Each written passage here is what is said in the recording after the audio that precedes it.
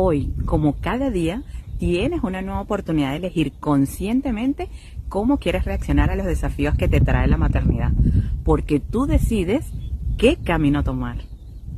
El camino 1, el del grito fácil, la lucha de poder, el piloto automático.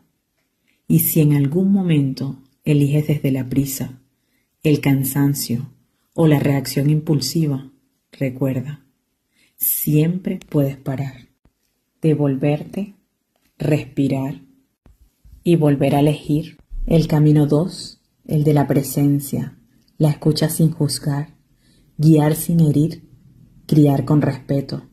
Camino difícil, sí, pero también el de más conexión. Así que frente a cada reacción, pregúntate, ¿qué camino quiero tomar hoy?